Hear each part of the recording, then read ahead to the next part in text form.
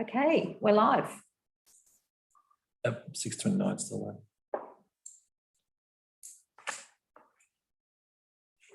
Yep. Okay. All right, so welcome to this meeting of council. This meeting will be live streamed and recorded, and the voices and images of those participating in the meeting may be kept as part of this recording. I would just like to explain to anyone watching that we have 7 councillors in the gallery with our CEO and our governance officer, and we have 4 directors, and managers sitting on Zoom who will be zooming in, so you won't actually see them but you will hear them if they speak. Okay, so I'd like to acknowledge the original custodians of the land that we're meeting on, pay respects to elders past, present and emerging, and welcome any descendants who may be watching the meeting this evening. As councillors, we have all taken an oath to carry out our duties in the best interests of the people of Indigo Shire and to do this in a fair and impartial manner. We're all committed to exercising the council's powers and functions to the best of our skills and judgment. So do I have any apologies for absence? Any declarations of conflict of interest? Item 5, community and council achievements. Anything to highlight tonight? Condolences. I do have one that I'd like to mention. It's Councillor Malcolm Hole, who was a councillor of the Wellington Shire. I had the good fortune to serve with Malcolm on the MAV, the Emergency Management Board with the MAV, and also the Timber Towns when we were a member of that. He was a good man. It was always good for a laugh. He was knowledgeable and he knew how to chair a meeting. And he will no doubt be sadly missed by his councillor colleagues out there at Wellington Shire and also his family. So for him, I'd like to acknowledge his contribution. Thank you. Thanks, councillor. Any confirmation? Oh, sorry, the confirmation of minutes from the previous meeting. The recommendation is that council confirms the minutes of the ordinary council meeting that was held on the 30th of March 2021 as published on the council's website. Do I have someone to move that? I'll move then. Thank you. Councillor Croucher. Do I have a seconder? Councillor Gaffney. Do you wish to speak to the motion, councillor? Not really. All those in favour? Carried. And I'll just confirm that by signing this off. Can you pass that down to our governance officer? Thank you. All right, so item 7.1, this is suspension of standing orders for open forum to bring that item forward, but we don't have any questions tonight for open forum, so I'm going to move on and leave that item. So item 8 is business arising from the previous minutes. There were questions on notice that are now available on the website to read. There was one from Councillor Goldsworthy about the silver track at Lake Semble, and the response to that is there. Do I have any petitions? No. Okay, so we're up to item 10.1, which is the Q3 finance report.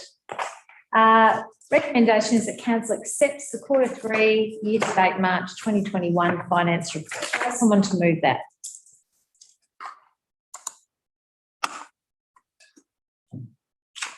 Councillors. Sure. Goldsworthy, thank you. Have a seconder. I'll second that. Councillor Croucher.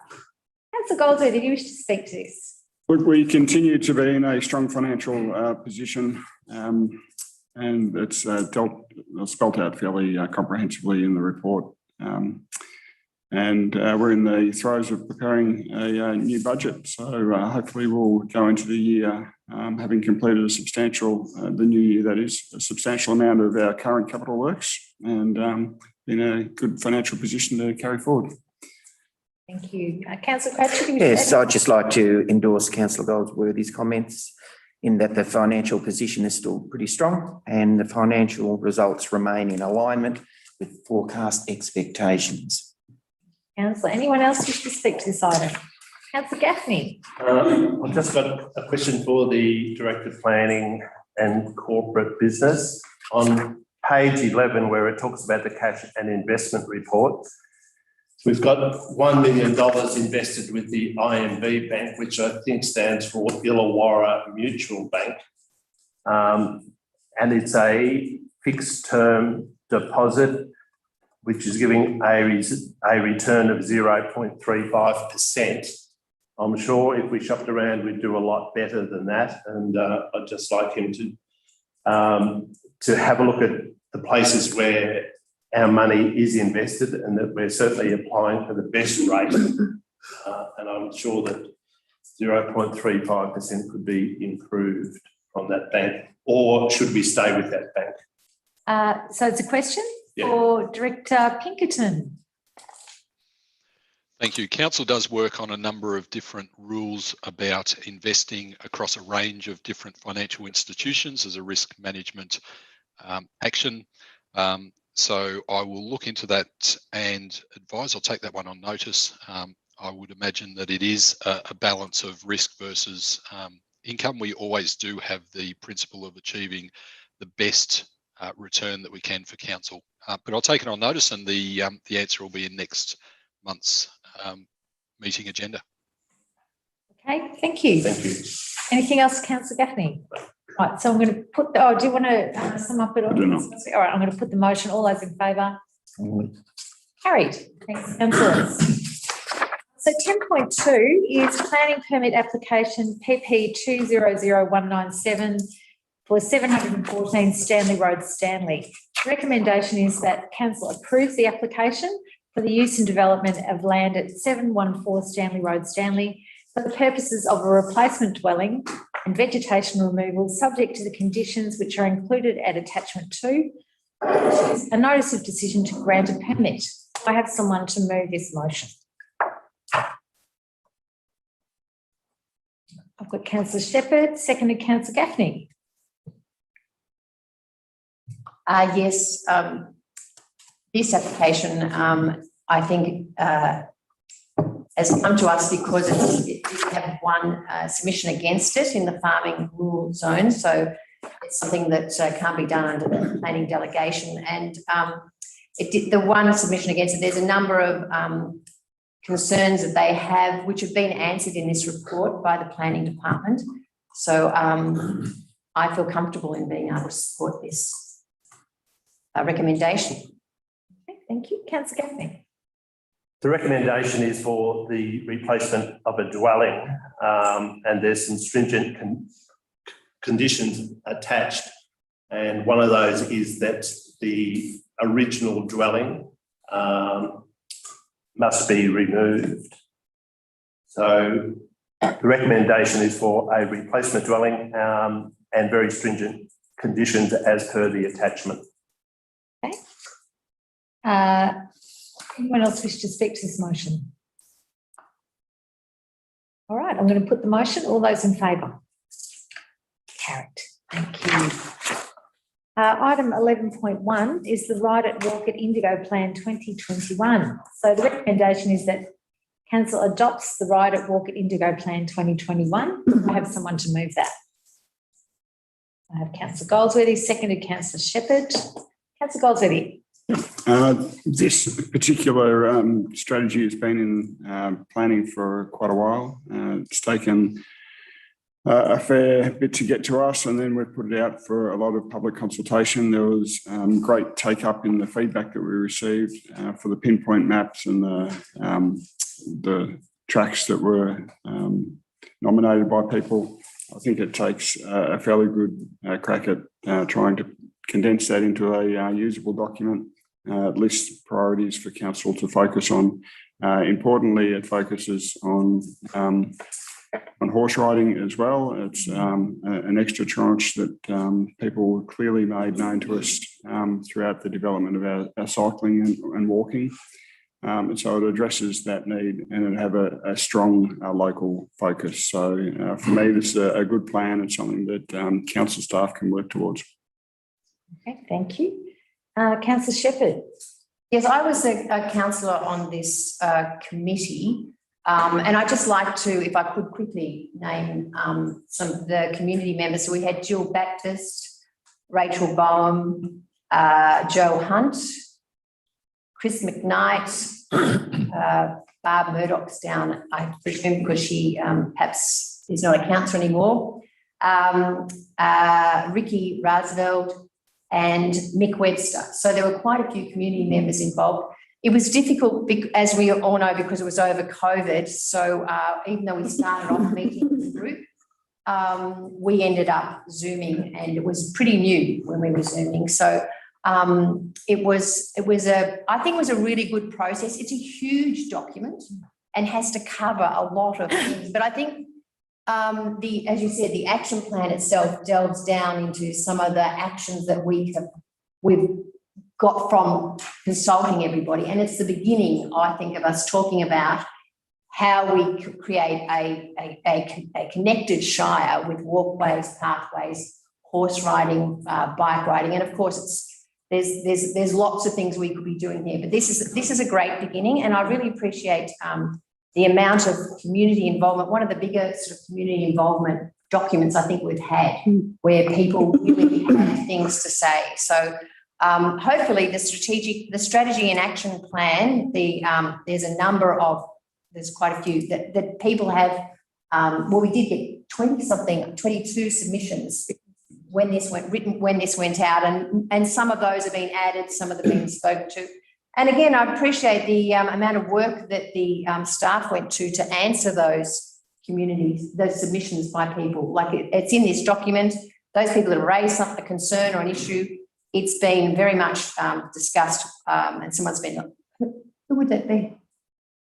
Kate Bigland. Kate and has done a lot of work in responding. So thanks to all those community members that have had input into this. And hopefully we now will have some of these actions where we end up connecting, creating better paths, creating better connections. Okay, thanks, Councillor. Anyone else wish to speak to this item? Councillor Price. Just to say that it is a massive document, and it makes you wonder whether it's a useful document or not, because you have to be able to see where these priorities come from and where they go, and to see a prioritisation tool in there that staff can use shows a really clear direction that it can be useful. So, and again, just to comment on the engagement that was had with this strategy, considering there was no ability to meet face-to-face, the social pinpoint was really well utilised, and congratulations to the committee, the staff and the consultant. Okay, great. Anyone else wish to speak? Yes, Councillor Horn. I think about this matter in a very different way. I think we really need to get serious, because we're not in a business as usual situation where we can afford to chase niche markets that meet the needs of a few at the expense of our existing population. I don't think we should also persist with developing plans that do not take into account the impact of natural disasters nor the advent of COVID. We're in recovery mode. Our communities are looking to us for strong leadership and projects that will give us the best bang for our buck and deliver benefits across the whole Shire. I will not be supporting this, the third outdoor themed project, as it lacks the potential to deliver on the needs of our diverse communities or boost our economy. A small municipality surely gives us the opportunity to be more manoeuvrable and innovative as we move towards recovery. The acid test, the challenge for us, is to attract investment dollars and support existing and new business enterprises. We need jobs.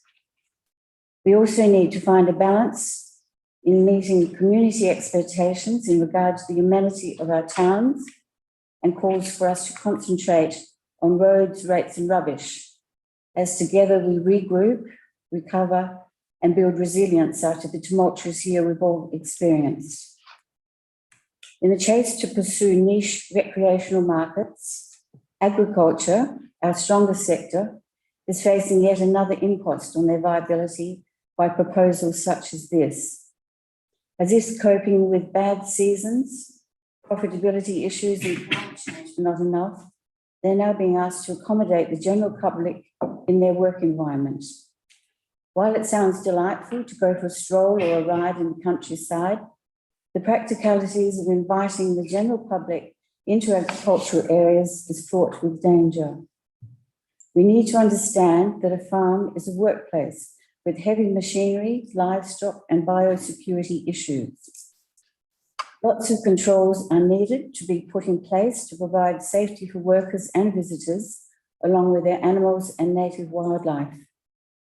Littering, vandalism, theft, fire, dogs, abandoned syringes, the use of alcohol, and the ongoing upkeep of the tracks are other very important considerations.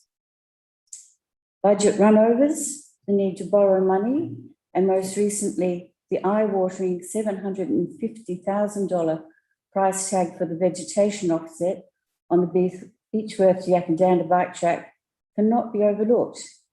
This money will be taken directly from our rate base. How many projects will be sacrificed? How many pools and... Sorry, Councillor, you've got 30 seconds left for your Thank you. 3 minutes. Okay. I'll finish off then. Isn't it time we listen to the citizens of Yakandanda who so eloquently rejected tourism as the primary focus of their town, in spite of being the most likely to receive the greatest benefit from these projects? I challenge you to redirect your efforts and concentrate on addressing the long-awaited need for upgrading our swimming pools, roads and footpaths. Thanks, Councillor. Anyone else wish to speak to the motion? Gaffney. Thank you, Madam Mayor. When I read this plan, I wondered what the purpose of it was. There's certainly been a growth of illegal bike trails around the Shire, particularly in Beechworth. There were 22 submissions, and in a lot of those, there was a common theme about the potential impact on farmers and rural landowners and the access of private farmland. Trail riders accessing private land and farmland create public liability issues, which becomes the owner's responsibility. I'd like it mentioned in the minutes that if, because of this plan and the maps on that plan, that they transgress private land, that owner should not be responsible for public liability issues. That council should be responsible for that public liability issue. On page 40, there's a submission which is quite lengthy, which states it's from a private person. It's actually from the Waggunya Progress Association and talks about safety issues, particularly with children. Those safety issues haven't been addressed in this plan or on the response from the council officer. Also, it talks about the Beechworth to Yakandanda rail trail, where the map is incorrect and doesn't include the dogleg around the Star Lane and Manning Lane part. This certainly hasn't been addressed. There were public drop-in sessions about where the track was going to go. They have now been changed and haven't been corrected on the map. Okay, thank you. Anyone else wish to speak? Yeah, Councillor Cratchit. I must admit, I had my doubts about this project when I first looked at it. I thought, goodness me, not another rail trail. We've certainly got that one to look after as well, and other epic trails and tourism. But after going through the document, I found my focus turned a little bit, because it's mainly about the health and well-being of the public of Indigo. And I think that's the most important part. When I saw that particular part about it, it's something that sort of changed my focus towards it at that time. Okay, thank you. Councillor Goldsworthy, as you sum her up, all right? Would you like to sum up? There are significant community benefits in relation to this, both health, financial, and for just the public good. For instance, there's some projects in there about the development of shared pathways suitable for families between Barnawartha and Chiltern, the development of the Kiwi River Walking Trail, starting at the depot in Kiwa, the development of a winery trail around Rutherglen, and it's a development of more safe, dedicated horse riding and bridle trails. So whilst there's significant tracks and trails already in existence in our Shire, this is about enhancing those, connecting them and providing safe places for people to do exercise.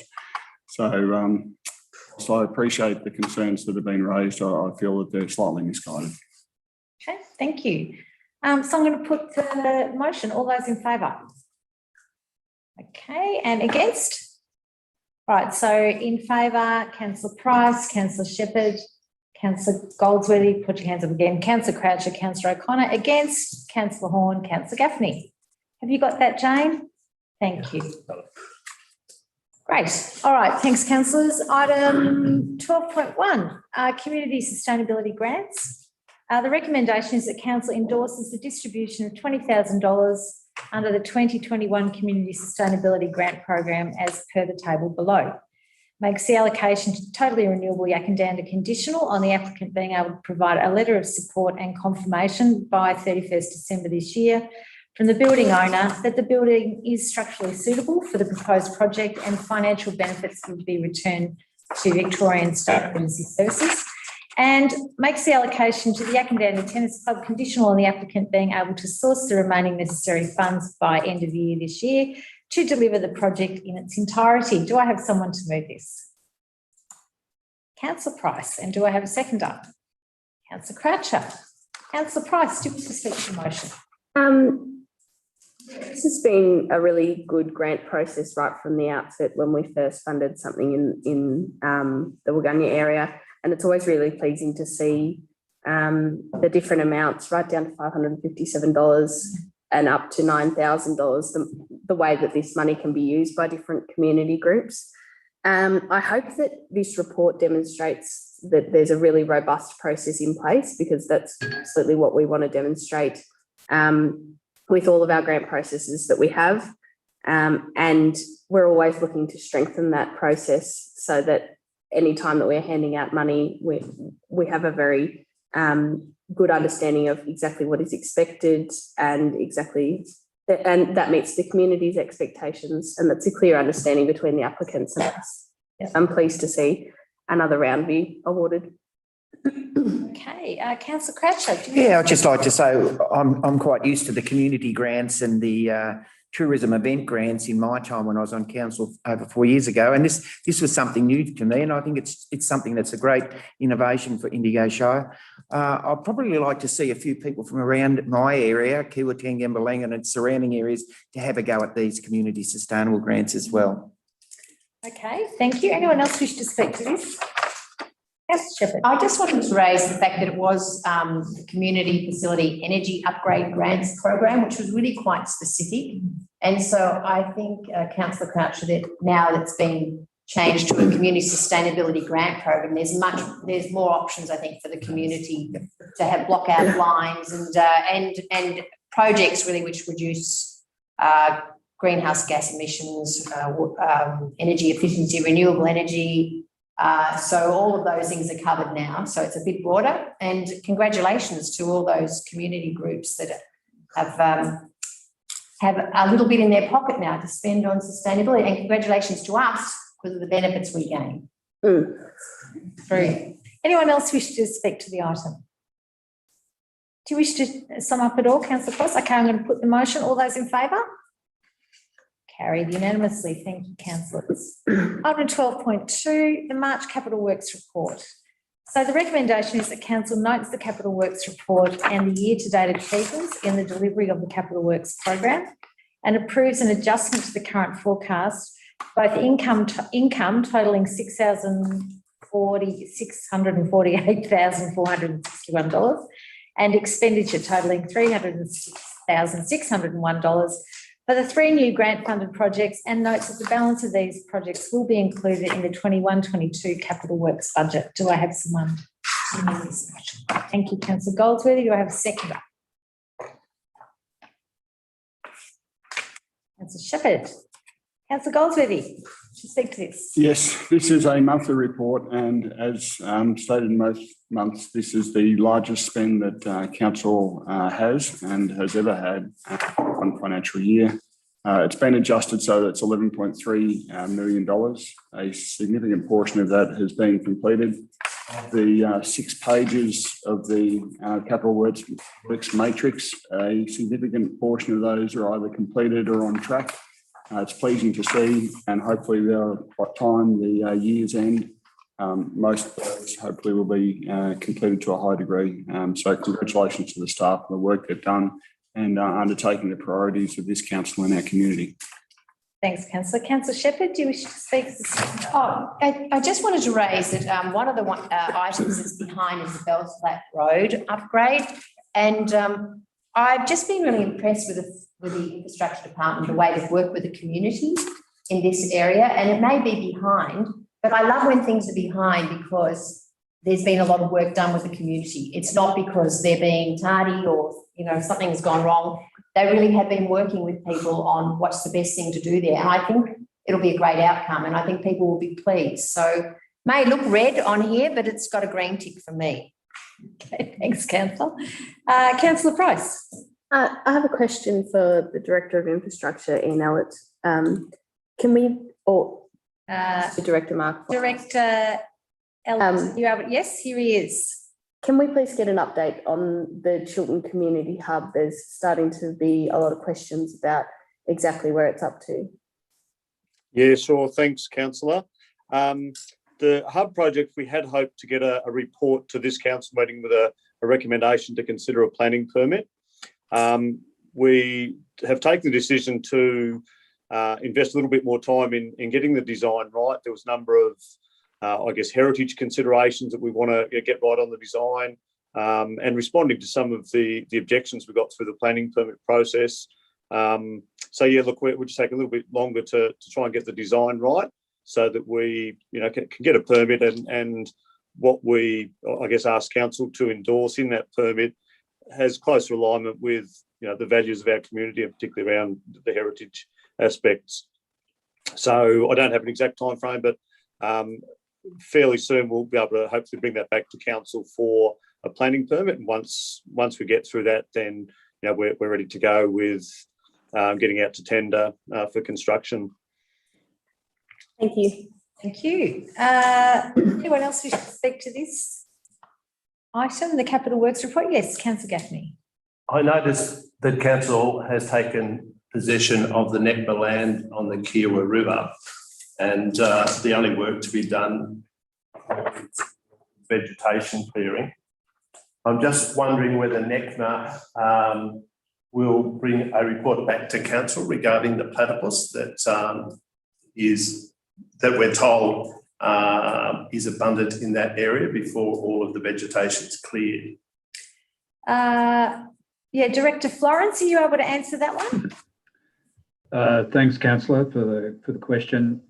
Council officers will be making contact with NECMA staff over coming days and weeks to raise the issue of the platypus and making sure that it's the preservation and conservation of the platypus in that area are at the front of any development that takes place on that site. Okay, great. Thank you. On page 3, it talks about the Epic mountain bike track. And the year-to-date expenditure to March 2021 was 170,000. The QT forecast of 250,000, and it appears from this report that not a spade of dirt has been dug. I'm just asking whether it's expected that this project will be completed on budget. The project was announced in mid-2019. Director Ian Ellett. Yeah, thank you, Councillor. At this stage, we certainly believe that we're proceeding, you know, within the available budget. There has been money spent, and like some other projects, there's a lot of probably not so much design, but planning and approvals work. So we're still trying to get a route approved through Beechworth Historic Park, and that's probably one of the key hurdles. But as we've been doing that, we're certainly monitoring the sorts of issues that we're going to have to deal with in in managing risk and addressing native veg offset. So look, at this point in time, we've got nothing other than projecting that we'll be able to deliver this within budget. Thanks. Thank you. On page 3, he talks about footpaths and cycleways. I'm just wondering whether they should be separated, with footpaths being more as a safety issue and cyclepaths more of a tourism and recreational pursuit. The criteria for the footpaths, and there's a lot of communities are concerned about safety issues, and the criteria which you've supplied to us, Director, is community benefit, number 1, number 2, tourism importance, and 3 is residential demand. The word safety gets a mention in that first item, but I think that safety should be the most important number 1 priority of footpaths.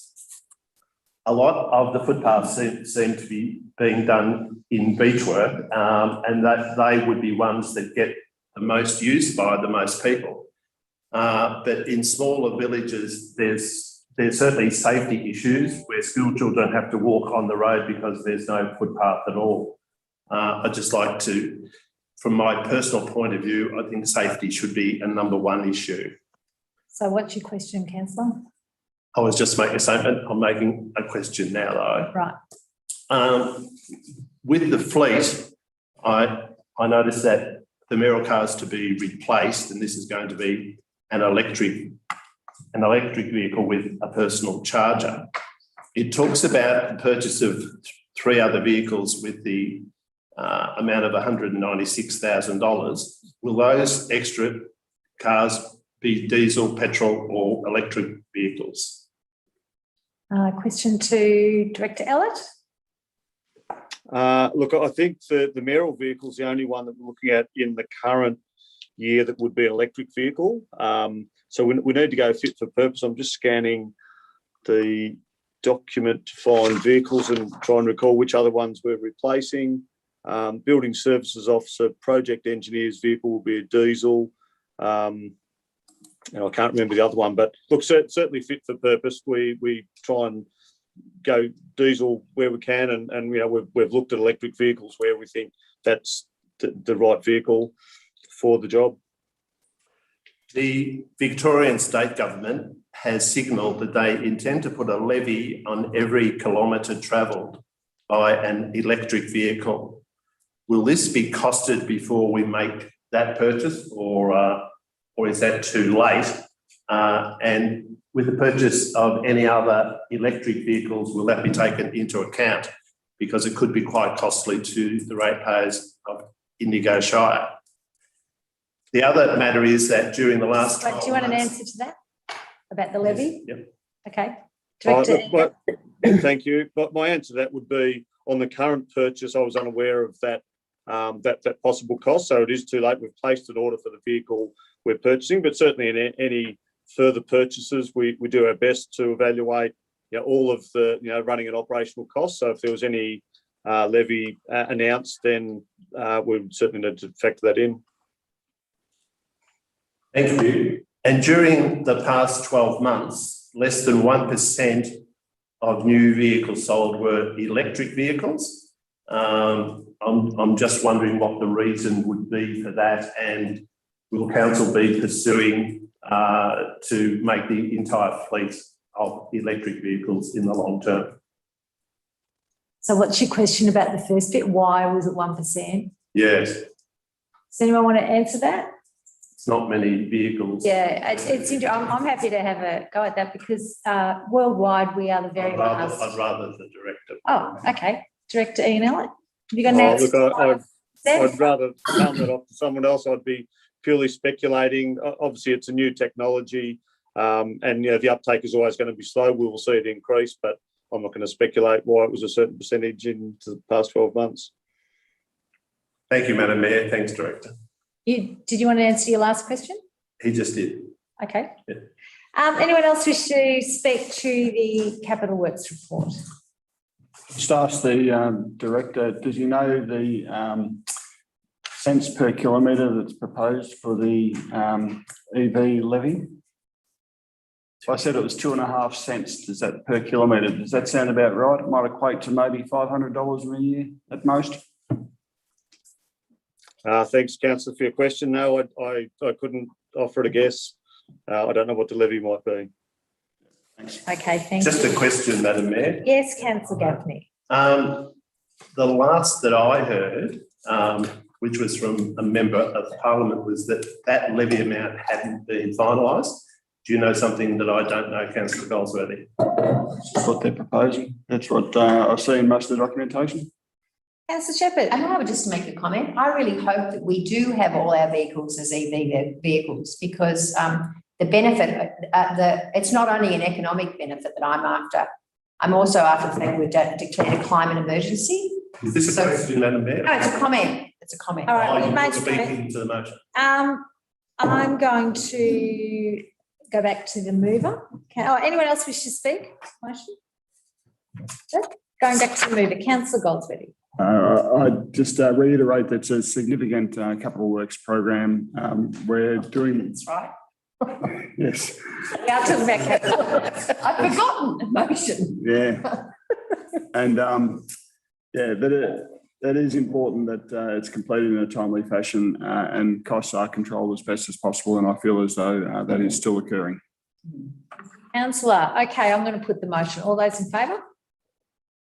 Carried unanimously. Item 12.3 is the road deviation for Brewers Road, Indigo Valley. The recommendation is that council seeks consent of the minister administering the Land Act 1958 so that council can exercise its powers under the Local Government Act 1989, Schedule 10, Clause 2, power to deviate roads. That we give public notice of the proposed road deviation and land exchange at 905 Brewers Road, Indigo Valley, and set a date not less than 28 days after the publication of the notice of the road deviation for council, or should council so determine, a committee of council to consider any written submission. In the event no written submissions are received, council authorises officers to proceed with the execution of the road deviation at 905 Brewers Road, Indigo Valley, including gazettal and land exchange. Do I have someone to move that rather wordy motion? Can I just ask a question? Can, councillor. On that particular one, I'm just interested. We've had a few now road reserve changes come up, and I'm just interested. And it's a question without notice, so it might not be able to be answered. But whose responsibility is it to ensure that the people that own that land know they've got a road reserve and not to build on it? I'm just wondering, we've had a few of them, and Director Pinkerton is going to answer that. Yeah, thank you. Through you, Madam Mayor. It's part of the assessment of a building permit. So the building permit requires a look at the land and any easements, and that's part of it. And certainly, I haven't seen one go through in my time with building and planning. A lot of these do go back a large number of years, so it's fairly difficult to unpick how some of these have happened. But certainly we're very aware of that these days, and that every single time we get a building permit in. Okay, thanks. and I'm happy to move. You're moving it? Thanks, councillor. Do I have a seconder? Councillor Goldsworthy. Okay, councillor Shepherd, do you wish to speak to the motion? Well, this is it's fairly straightforward that they've built. They've had substantial buildings built on the road reserve, and they are proposing to deviate it. They've spoken to their neighbours. The neighbours are happy to have provided written consent to the proposal. The future plan. It's going to cost them to do the work, and they will do a boundary adjustment. So it all looks fairly okay. One of the questions I was asking was, does it make a difference to the road, Brewers Road, that goes up the back there? But it's a different road reserve, so I feel comfortable in supporting this. Thanks. Councillor Goldsworthy. And anyone else wish to speak to this motion? Okay, I'm going to put the motion. All those in favour? Carried unanimously. Thank you, councillors. 12.4 is contract 215560, cleaning of council buildings, public toilets and amenities. The recommendation is that council awards this contract, cleaning of Shire offices, buildings, public toilets and amenities, to ACS Property Services for the estimated annual cost of $246,997.15, excluding GST, indexed with CPI, for a contract term of 3 years with an option to extend for a further 2 years. Notes that the total contract value is estimated at $755,910.08, excluding GST, over 3 years, and $1,285,383.09, excluding GST, over 5 years. Authorises the CEO to sign the contract documents and affix the council's common seal, and authorises the CEO financial delegation to approve contract variations up to a total of 10% of the signed contract value. Do I have someone to move this? Councillor Shepherd, do I have a seconder? Second. Councillor Croucher. Okay, Councillor Shepherd. So at the close of tender, there were 11 submissions received, and we haven't taken the cheapest and we haven't taken the most expensive. We've chosen, as a matter of fact, this group used to do the cleaning in the Shire. So we're very aware that cleaning the toilets, even though it sounds like it's not, it's something we don't want to discuss, how important it has been in this last year to have clean toilets. So towels, knowing that you're going into a toilet and it's going to be clean, and the fact that we now have a huge influx of visitors, and we probably need more toilets, as a matter of fact, to be cleaned. But I'd just like to congratulate ACS Property Services on being the group that have taken over and will be doing the cleaning. And I think I heard that the judgment on them is there'll be a QR code, so when they're in there, you'll be able to tell how long they've been in there cleaning, rather than just signing a document that they've been there. So I think that will make quite a difference, really. Yep. Great. Okay, Councillor Croucher. Yes, I just believe that the council's been through the correct processes to go through the cleaning throughout the Shire, and I endorse the findings and the recommendations. Thanks, Councillor. Anyone else wish to speak to this? Okay, I'm going to put the motion. All those in favour? Carried unanimously. Thanks, councillors. Okay, we're up to section 13, executive management. 13.1 is the Community Asset Committee activities and achievements in 2019-20. The recommendation is that council receives and notes the report of the activities and performance of council's community asset committees. Thanks each community asset committee volunteer for their contribution to the management of council facilities, and notes the updated instrument of delegation for the Chiltern Goodshed Community Asset Committee as attached to this report. Do I have someone to move this? I'll do that. Councillor Croucher, second to Councillor Price. Councillor Croucher. Yes, I would just like to congratulate and thank the many volunteers who put in hours of hard work to ensure the community facilities run smoothly. Now, often they are confronted with different tasks such as delegations, filling in complicated forms and dealing with the public who are not always happy with their decisions. And I'd like to particularly thank them throughout the Shire. I know the community that I live in have got a wonderful volunteer community group. And look, in doing so, I'd like council to write to our Community Asset Committee, thanking them for the management of these facilities. Excellent management. Thank you. So, Councillor Price, do you wish to speak with the seconder? Yes, I do. To endorse everything that Councillor Crouch has said, there's an enormous amount of work that goes into managing each of these sites. And from my knowledge of some of the committees, the variety of the work that they do in a volunteer capacity is just enormous, and they take great pride. Lots of the people that join these committees have a real understanding of the history of the space and a real understanding of the town. And then there's also combinations of having new people in there with new and fresh ideas. I think these committees engage really well with council, and I applaud them for that. And I'm just interested to see the comments, the wide variety of activities. Lots of groups have been doing major restorations. Other groups have been holding events, obviously pre-COVID.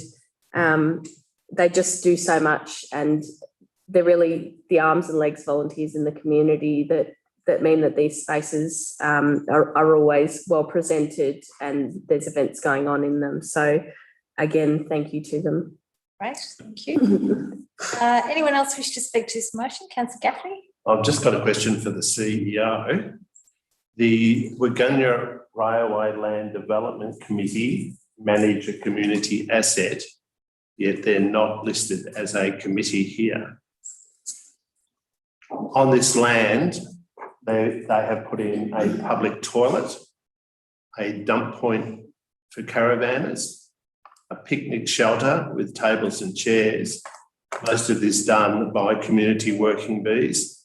The cost to the Shire Council has been negligible, and yet they're listed apparently as an advisory committee to council, whereas there's certainly a community asset management committee. I'm just wondering what the reasoning is that they're not added into this list when they clearly, as I've just expressed. So I guess it goes back to whether they're managing an asset on behalf of council or not. So I'd be happy to take that on notice and go back to review our terms of reference to see whether that still fits. I mean, this was done before my time, but I'm happy to go back and just follow up on that to see where they're currently classed and why it is in that category now. Okay, perhaps we might need to make a change if that's appropriate. Okay, good. Thank you. All right, anyone else? Yes, Councillor Shepherd. Just one of the attachments has the list of the committees and the people who are the members. And I really I can't read out all their names, but I think if people are looking at this document, probably one of the best things to look at is who's been doing the work, and if you see them around the street, to thank them really, because it's a pretty, as you said, Councillor Cruncher, it's a pretty thankless task, and it's a really community service that they're doing by being on it. So thank you to them all. Okay, anyone else wish to speak to this item? Can come back to you, Councillor Cratchit. Yeah, look, all I'd like is just a note of thanks. I don't know whether we need to recommend that or something, or it has to go down. That would be really nice to all of those community people. And I'm sure at their meetings, if they were to read out a letter from the Indigo Shire, thanking them very much for that, I'm sure they would be chuffed. Okay, so we'll make a note of that request. And I was just going to say, point 2 does say thank each community asset. We could just probably include in there by writing. yeah, by writing. Okay, great. Okay, I'm going to put the motion. All those in favour? Carried unanimously. Thank you. And you've made note, Jane, in the minutes that we'll write a letter of thanks. And for people who might be watching who are saying, what is this community asset committee? They used to be known as Section 86 committees. This is their new name under the new Act. And so that may explain why there are some not on there that who do manage assets. But anyway, we'll clarify that one around the Waggunya Railway land especially. 13.2, instruments of delegation. So the recommendation is that Council delegates to the person holding the position acting in or performing the duties of the Chief Executive Officer the powers, duties and functions set out in the attached instrument of delegation to the CEO, subject to the conditions and limitations specified in that instrument. Delegates to the members of council staff holding, acting in or performing the duties of the positions referred to in the attached instrument of delegation to members of staff, the powers, duties and functions set out in that instrument, subject to the conditions and limitations specified in that instrument. Notes that the delegations come into force immediately upon this resolution being made and is signed by the council CEO and the mayor, revokes all previous delegations to the Chief Executive Officer and to members of staff. Notes that the duties and functions set out in the instruments must be performed and the powers set out in the instruments must be executed in accordance with the guidelines or policies of council that it may from time to time adopt. And notes that the instrument of delegation to the Chief Executive Officer includes a power of delegation to the Chief Executive Officer in accordance with Section 11(1)(b) of the Local Government Act 2020, and the instrument of delegation of members of staff is in accordance with the legislation referred to in the attached instrument of delegation. Do I have someone to move that? Councillor Gaffney. Do I have a seconder? Councillor Horn. I would just like to add one line to the recommendation, Madam Mayor. At the end of 0.1, could you add that the conditions and limitations in the instrument of delegation to the Chief Executive Officer, where it says the delegate must not determine the issue, take the action or do the act or thing. If the issue, action, act or thing is an issue, action, act or thing which involves 1.1, entering into a contract to make any expenditure that exceeds the value of $500,000. I'd like that change to read $250,000 ex-GST. I just need to check because that's actually not what's in the actual recommendation. So I just want to check with the governance officer, given that it's referred to but not actually specified. Is that the way for Councillor Gaffney to put in that amendment? Or should he move an amendment to the motion? Because Councillor Gaffney put his name as the mover of that recommendation, that was a motion then put before council. Now he's suggesting An amendment? Yeah. I'm not entirely sure that the mover of a motion can put an amendment to that motion. I just want to check, councillor, because it's not specified in the recommendations of that it's a. The motion is now my motion. This was only a recommendation. I think you should refer to the CEO.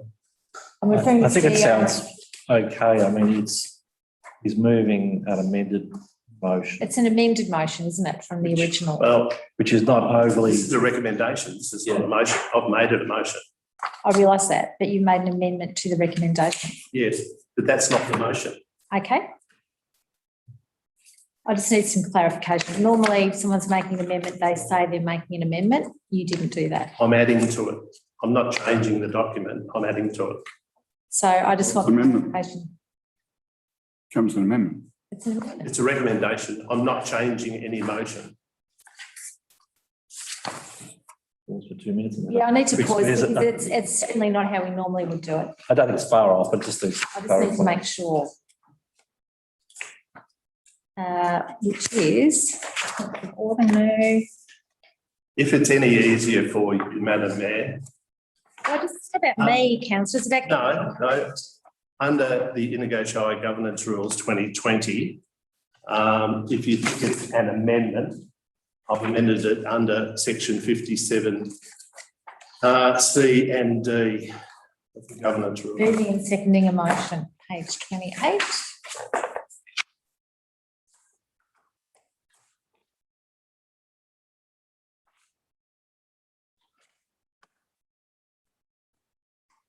Motion, amendment, or debate. That's if I wish to that. No, that's not it. 57, motion may be. Yeah, so under 63C, the mover and seconder of a motion cannot move or second an amendment to it. Yeah, that's my understanding of it. So now I'm confused. It's my motion, Madam Mayor. I understand what I can you're change a saying. recommendation anytime. It's only a recommendation from the staff. Yes, I'm going to ask the governance person for some advice. It is that you asked for a mover for the recommendation. Yes. So it's up, I suppose, the discretion at your end of the table, Madam Mayor, is whether you are flexible with that and say that you've just that Councillor Gaffney is indeed moving a motion with that, with the new. As an amendment, Yeah. an amendment. It wouldn't be an amendment because it would be Councillor Gaffney's motion that he's putting, which is with a different recommendation. So I'm confused about how 63C says really clearly the mover and seconder of a motion cannot move or second an amendment to it. What you were saying is because Councillor Gaffney's moved the recommendation as a motion with that included, well, that it's now the motion. The order of operations was you asked for a mover for the recommendation. Yeah. Councillor Gaffney said, I will move that. I've got that recorded in the minutes. And then Councillor Gaffney has said, I'd like to make an amendment to that. No, I didn't use the Or word. I'd like to change it or No, additional. I'd like to move the But motion. technically, it's an amendment to a motion. I suppose the discretion is at that end of the table, whether it's significant enough for you to It's intervene. pretty significant. We're halving the delegation as CEO. CEO, what's your? I mean, I understand we can debate your intention either way, you've wanted to have the delegation CEO. That's your intention. So I'm just trying to check in whether you've done that using the appropriate way of doing that. It's not about whether you want to do that or not. Of course, you're entitled to do that. So ordinarily, yeah. I might make it easier for you. Yeah. Okay, that'd be good. If you'd allow me to. All right. If I did move the motion and the motion is what I spoke to, if you say that the recommendation was already the motion, I'm quite happy under section 57C at page 28 to amend the recommendation. That would be good. That would make it clearer, just because it contradicts 63C. I'm quite happy to do that. Thank you. That would make it much simpler. Thank you. Sorry, but that is 63C. No. 63C is the mover and seconder of a motion cannot move or second an amendment to it. What did Bernie say it's just going to do? The 50. No. I'd suggest Bertie goes, I think Councillor Gaffney has moved a motion. Yes. That becomes. And he can move a motion that's different to the recommendation. Yes. And I think, and has it been seconded? Yes. It was. That is the Okay. new motion. All right. We'll move forward because If someone else we're wants to going move to an debate amendment, it. then that's a different discussion. All I right. think 63 talks about amending an original motion. I think Councillor Gaffney has the original motion.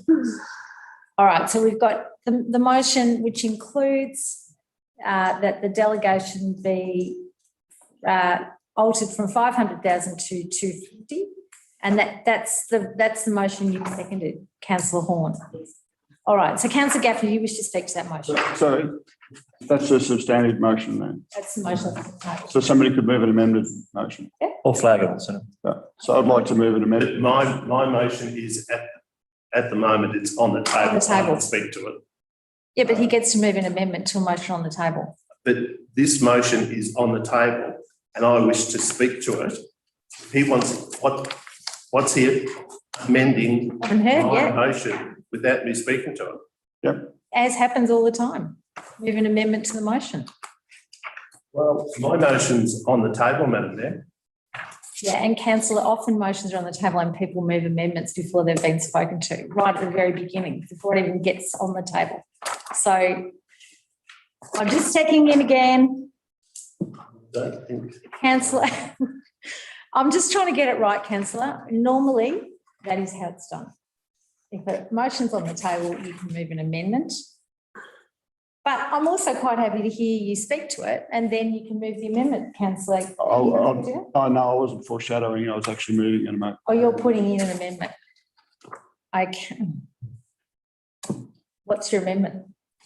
That the delegation remains at $500,000 and that we receive a monthly report from the CEO for any expenditure between $250,000 and $500,000. So at this, I'm going to take that as foreshadowing because I just need to check whether, with the governance officer, whether councillor Gaffney's motion can be amended before he speaks to it. Normally you can, but this is getting very complicated. So Governance Rule 60A says the Mayor may address council for a period not exceeding. sorry, hang on, I didn't hear that. Sorry, Governance Rule 60A, the mover or may address council for a period not exceeding 3 minutes. Okay. All right, so I'm going to allow councillor Gaffney to speak to that motion and I'm going to take it that you've foreshadowed an alternate motion if it doesn't get up. Is that fair? Well, it's not what I've moved. Well, I think that's the only way I can make this work where people get their say. So, and that, I think that's fair in terms of transparency. So, councillor Gaffney, you've got 3 minutes. Thank you, Madam Mayor. From now. From now. It just seems congruous to me that when you compare other councils in Northeast Victoria and the delegation of authority from council to their CEO is Alpine Shire, the maximum is $150,000. Benalla Council, $200,000. Towong Shire Council, $150,000. Mansfield Council, $150,000. Wangaratta matches Indigo at $500,000. Wodonga Council has a maximum of $200,000. And Wodonga has double the budget of Indigo Shire and has double the population of Indigo Shire. The Local Government Act 1989 defines major policy decisions to enter contracts totaling that exceed 100,000 or 1% of total income, which I think for Indigo Shire would be 380. So we're talking about major policy decisions that we're handing to the CEO. It's this council which needs to be accountable to our community. Council is here and must retain some control. To say that we're full of trust for our CEO and that we'll just give him a blank cheque or $500,000. This is not about that. It's about community. And if you're saying that we've got full confidence in the $500,000, he should be allowed to spend that when he needs to, makes the other councils that I've mentioned here tonight having no confidence in their CEO. This is all about balance, fair and balanced. And I think $250,000 is sufficient for the CEO to be able to spend without coming to council, even talking to council about it. It's like giving him a blank cheque with $500,000. I have full confidence in the CEO that that amount is just extreme. Wodonga, no more than 200,000, and our CEO worked there for many, many years, and I don't think they've had an issue. To say that it's going to speed up things, I can't see that. It's all about accountability to the community. And I just think that the 500,000's never been mentioned before. 500,000 is not part of any template given to us by was it Maddox Solicitors? It's not written there. This is just Indigo Shire, a small rural shire, giving a considerable amount of our budget ratepayers' money to the CEO to spend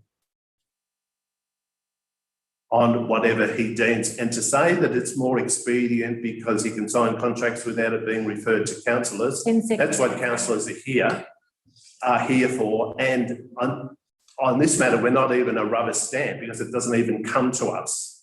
And I've heard councillors mention. Thanks, councillor. Some are rubber stamps. Thank you. Okay, councillor Horn is the seconder. You wish to speak to the motion? Yes, I would like to talk to this motion because I believe that in the interest of transparency, that the general public would like to know these things. And by having a report come through every month, then everyone would be totally aware of what's going on. So that's the amendment that councillor, so are you supporting councillor Goldsworthy's amendment? He wasn't what councillor Gaffney, you're seconding councillor Gaffney. It was councillor Goldsworthy who suggested the monthly report. I am. That's right. But I would just say that in the interest of public transparency, that it's very important that we do this. The report? Oh, So you're supporting what councillor Goldsworthy said? Okay. Sorry, I'm confused because councillor Gaffney didn't ask for that. 250, but she'd be happy for it to come back to council, the 250 that he spends. Okay, so, all right. So anyone else wish to speak to the proposed motion? Sure. Councillor Goldsworthy. We've had a delegation limit of $500,000 for more than a decade now. I actually believe that it may well have been on the first term for Councillor Croucher, Gaffney and myself in 2008 where we changed it to that amount. There hasn't been an issue in that time. There's upwards of 40 delegated transactions that the CEO undertakes per year for that. That would increase the workload for both the staff preparing reports and then the time taken for ourselves to duly consider them. As has happened tonight in relation to the cleaning contract, you note, and I've never seen it changed, where council has overturned a recommendation from a duly constituted board of inquiry into contracts. We accept without too much fuss the recommendations made to us. So the additional work that would be forwarded by the staff to us would be for little result when it could easily be achieved by other mechanisms. The CEO has indicated that it's not his want or his ability to spend money willy-nilly, as has been indicated. He doesn't have a blank cheque for $500,000. He only approves contracts which we as the council have approved already. So he's undertaking the actions which we have approved. The contracts are substantial and therefore things that we have approved. It's not for the CEO to go and spend that money as he sees fit. So I see no issue with keeping the delegation limit at $500,000. It has never been a problem. The audit committee, I haven't heard of it being an issue with them. I don't think we need to concern ourselves with reducing it. And I'm willing to speak to a foreshadowed, well, it's actually an amendment to this if the need arises. Thanks, Councillor. Anyone else wish to speak to this? Councillor Price. For a start, the biggest part of this motion isn't about that. It's actually, reading from the conclusion, it's in accordance with Council's usual practice of regularly reviewing all delegations. The two instruments, the instrument of delegation to the CEO and the instrument of delegation to members of Council staff, have been reviewed to ensure they are lawful, up to date and allow for the effective operation of the organisation. In terms of the comments about the delegation to the CEO, I'm interested in this discussion. I think the community expects us to be interested in this discussion. They expect us to be keeping an eye on and making sure that we are in line with similar councils. And so when it's pointed out that we're not in line, then I think it definitely opens it up for discussion.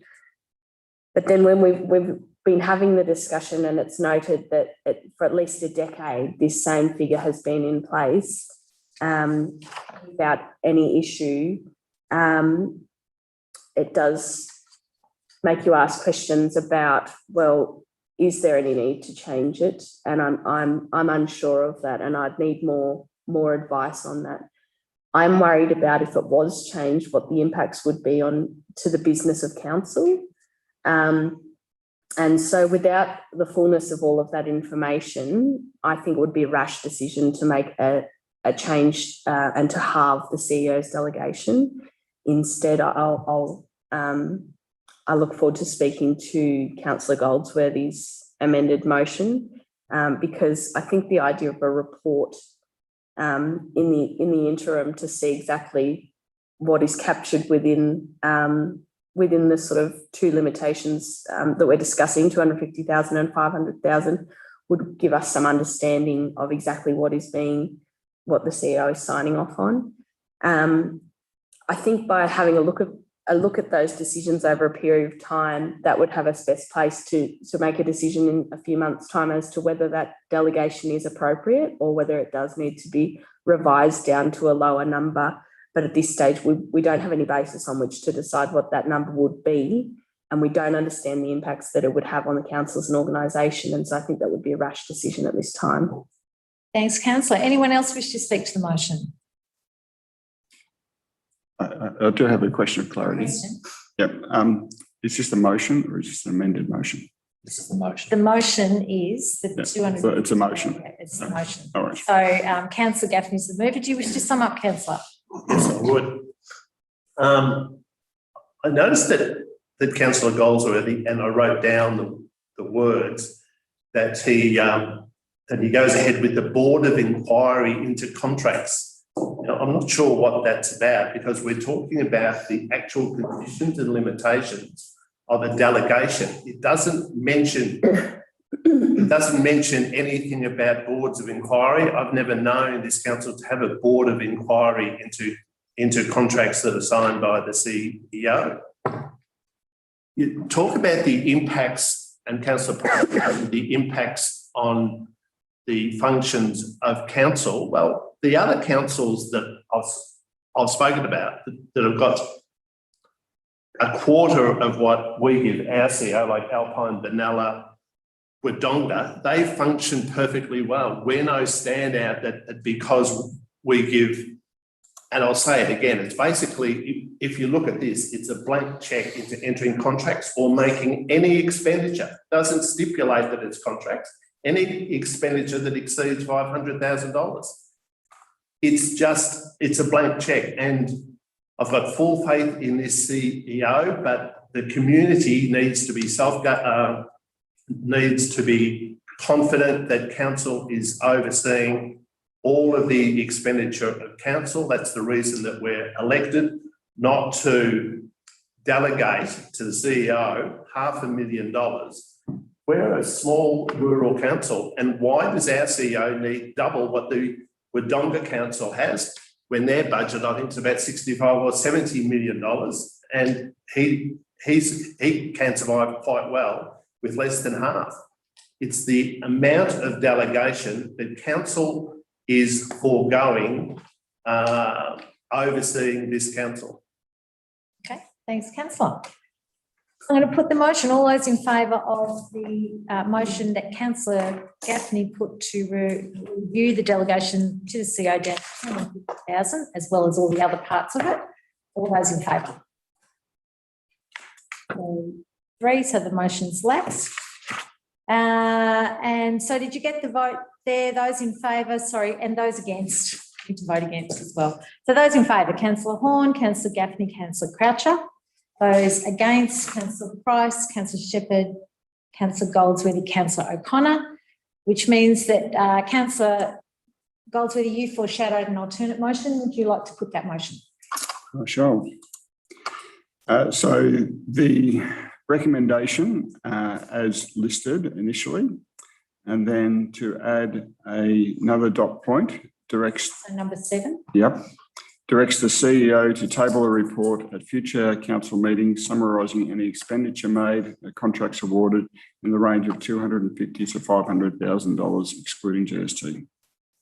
So can you just read that again and then make sure that Jane has got that into the motion? Option 1, if it helps. Okay, you've got that there. So just read that. So the motion as stands with item 7, directs the CEO to table a report which outlines.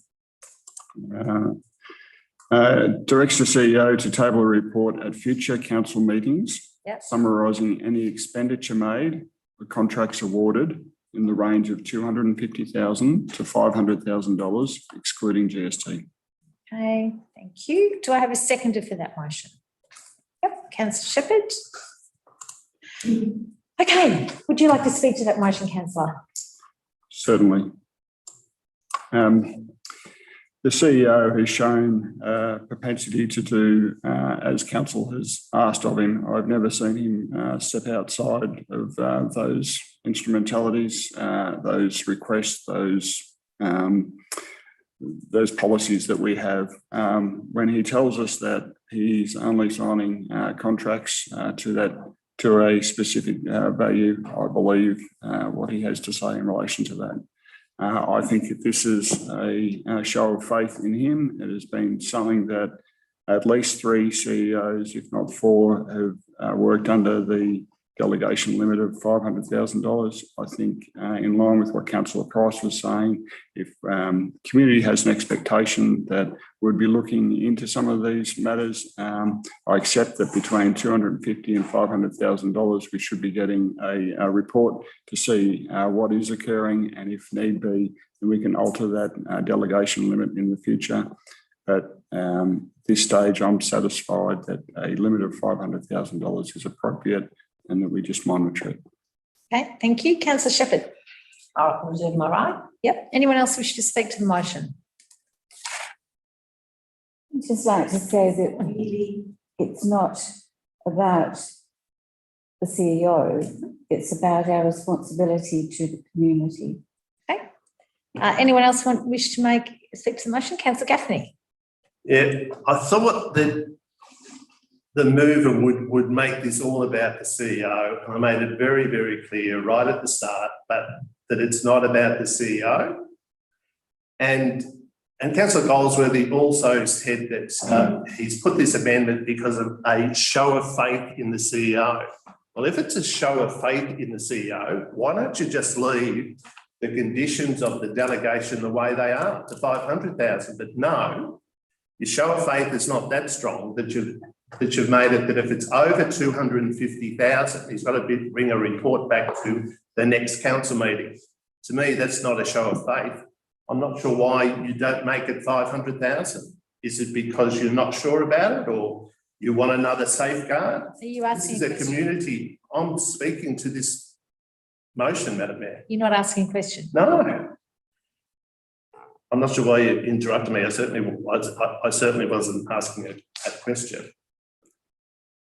It beggars belief that you don't have the show of faith for the 500,000. It's only for the 250, and then you're telling him that he's got to bring a report back to this council so you can okay it. It's just a strange amendment to me. I don't know why you've dropped it from 500,000 to 250,000, that he doesn't have to come back.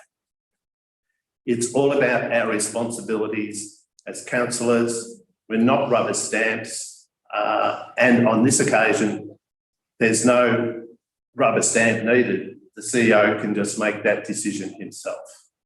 Okay, thanks. Any other councillors wish to speak? Councillor Shepherd, you want to go back as a seconder? Councillor Price first. Yeah. I really think what beggars belief is the fact that there's councillors in this room that have been on council for the previous decade, give or take, and it's yet to be raised. So now for it to be exaggerated to be the most pertinent issue of the day, I think that that's just over-egging it a bit. I think that we can be reasonable and measured in our response to seeing that we don't stack up with other councils, and that would be to receive a report that identifies the contracts awarded, the time that the CEO uses the delegation within the range from 250 to 500. Okay. I can't see that it's been a problem in the past. To me, there is absolutely no reflection on the current CEO within this debate. It's about the public perception of the role as CEO, not on the person in the job. I think that this is a very simple, necessary step for us to scrutinise this delegation. I think it's measured and appropriate, and I don't think there's anything to be exaggerated here. I think this is an appropriate step. Okay, thank you. Councillor Shepherd, do you want to come back in a seconder? I think it mostly has been said, but I think it's just, I agree to some extent of having the oversight, absolutely, but we have had an oversight. We've been involved in the decision-making around the infrastructure projects, and we're very aware of what we're spending our money on, and our capital plan sheets that we get now every month we're very, very much aware of it. So I think just arbitrarily to decide out of the blue that we're going to change that delegation just seems, again, arbitrarily out of the blue, and it's not a good reason to make decisions. I haven't heard from the community any concern, and I haven't till now heard from councillors any concern. So I don't like making decisions on the fly like that for no particular reason.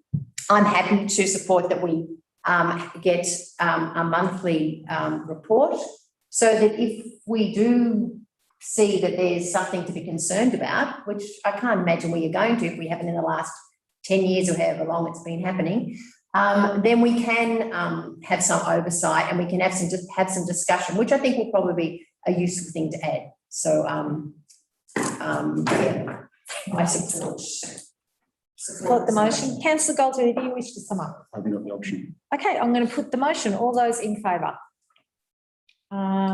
Councillor Price, Shepherd, Goldsworthy, O'Connor and Croucher. Against? Councillor Horn and Gaffney. Okay, thank you, councillors. Sorry, you had to go through. 13.3 is the council action plan. Did Councillor Goldsworthy say something then, Madam Mayor? Nothing that I think we were meant to hear, councillor. Recommendation is that councillor notes the quarter 3 2020-21 council plan progress report. Do I have someone to move that? Councillor Goldsworthy, do you have a seconder? Councillor Shepherd, would you like to speak to the motion, councillor? We're getting near the end.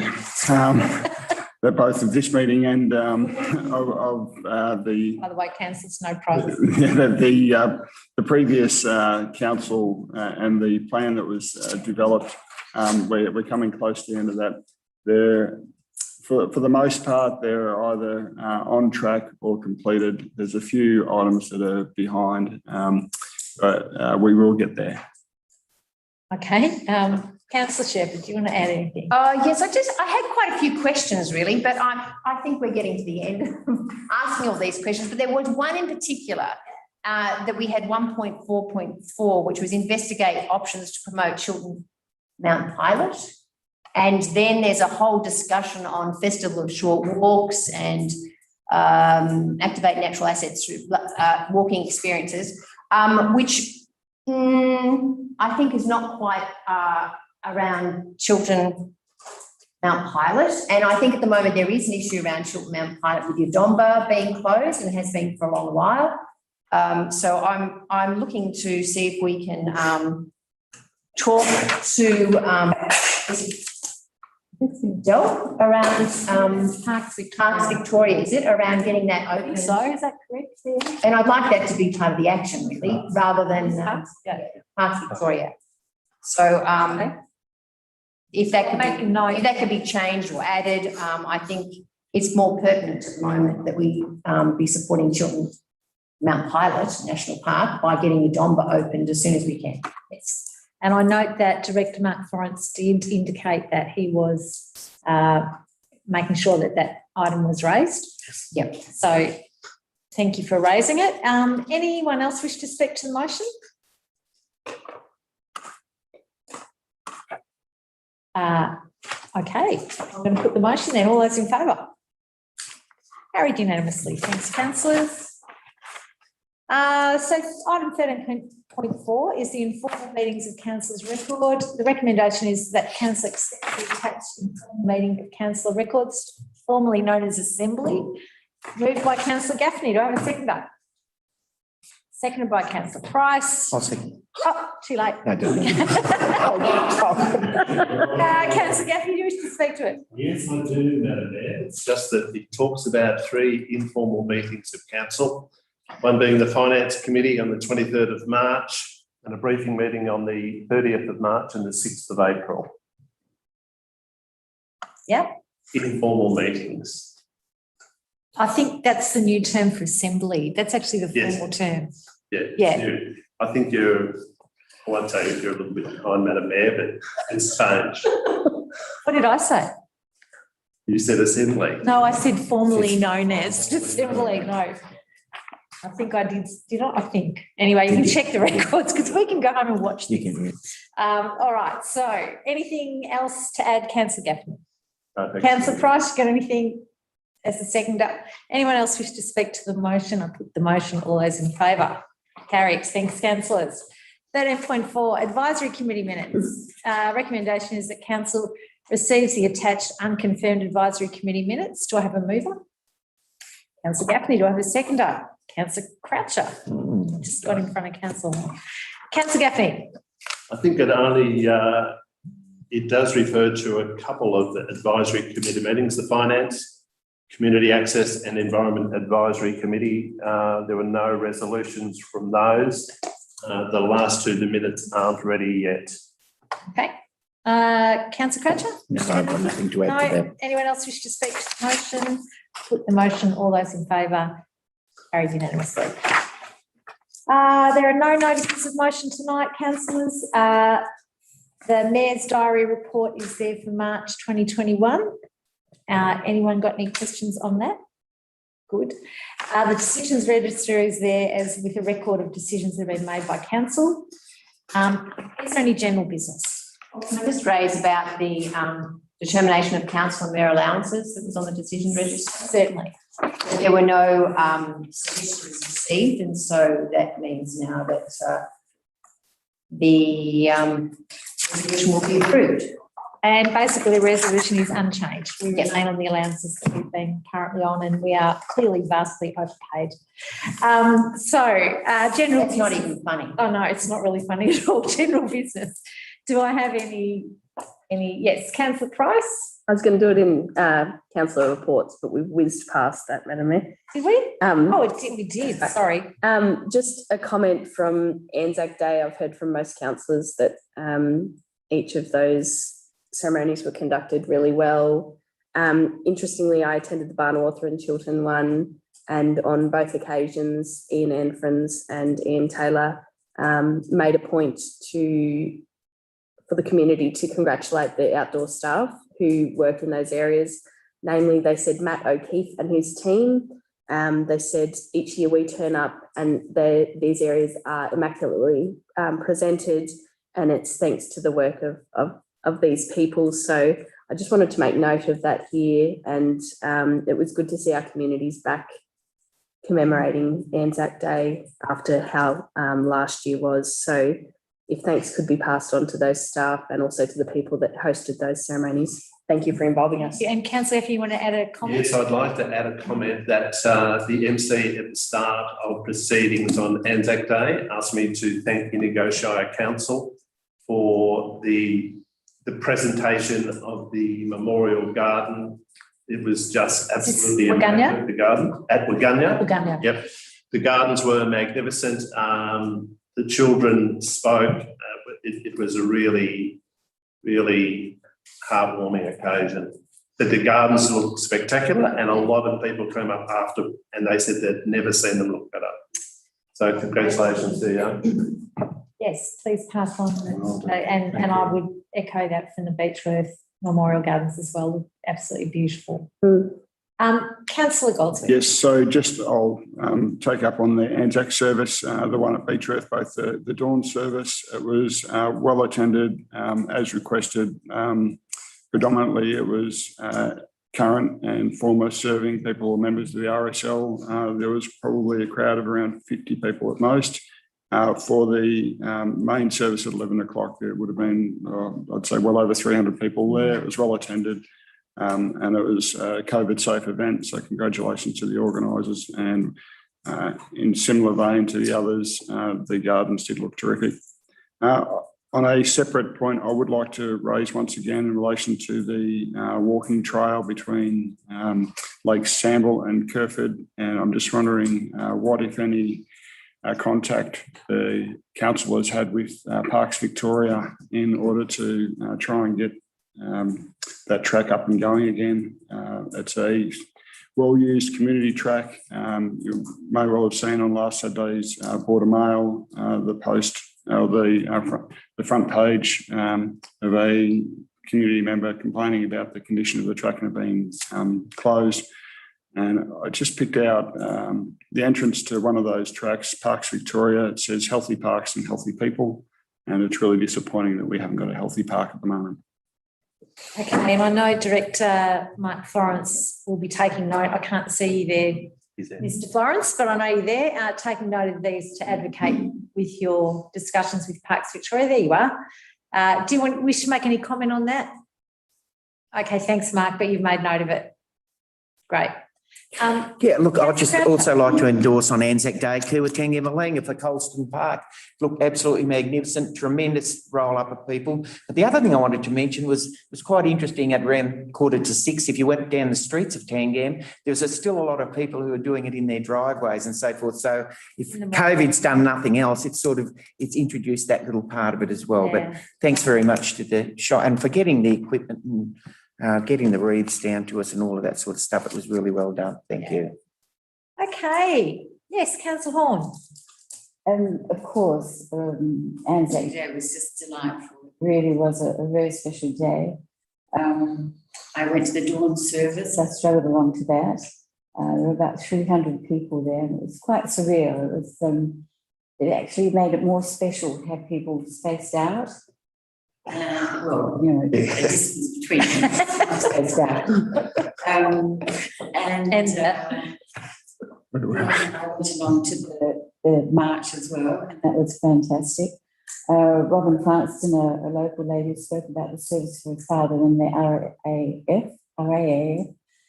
And we had the school captains speak, and two ladies sang absolutely, you know, pitch perfect. It was wonderful. We had the New Zealand national anthem and the Australian national anthem.